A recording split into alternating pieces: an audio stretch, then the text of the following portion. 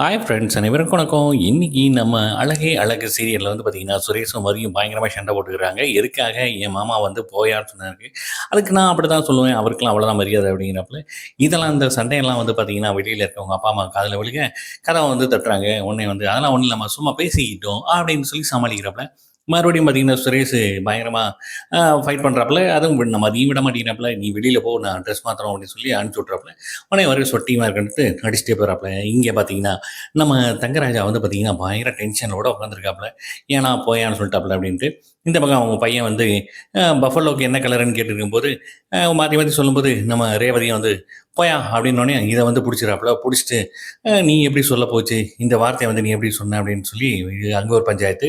அதுக்கப்புறம் நம்ம ரேவதி வந்து பார்த்தீங்கன்னா, அவங்க ஃப்ரெண்டுட்ட பேசும்போது, அப்பயும் வந்து "போயா" அப்படின்னு சொன்னோனே மறுபடியும் வந்து ஒரு பஞ்சாயத்து. "ஏன் நீங்க இந்த வார்த்தைய கேட்டோனே ரொம்ப டென்ஷன் ஆகுறீங்க?" அப்படின்னு சொல்லி நம்ம ரேவதி கேட்க, எங்க குட்டு தெரிஞ்சிருமோன்ட்டு, "அதெல்லாம் ஒண்ணும் இல்ல, ஒண்ணும் இல்ல" அப்படின்னு சமாளிக்கிறாப்புல. நம்ம மதி, மலரு எல்லாரும் வந்து சமையல் கட்டுல உட்காந்துருக்க, பாக்யராஜும் அங்க இருக்காப்புல. சித்தார்த்தும் வந்து எல்லாம் ஜாலியா பேசியிருக்கும்போது, இங்கிட்டு அவங்க அம்மா வந்துர்றாங்க. "என்ன உங்களுக்கு என்ன வேலை?" அப்படின்னு சொல்லிட்டு, "ஆண்கள்லாம் வந்து வெளியில தான் இருக்கணும், உள்ள வரக்கூடாது" அப்படின்னு வந்து ரொம்ப ஸ்ட்ரிக்ட் அண்ட் ரைட்டா பேச, வேற வழி இல்லாம வந்துட்டு எல்லாருமே வெளியில போறாங்க.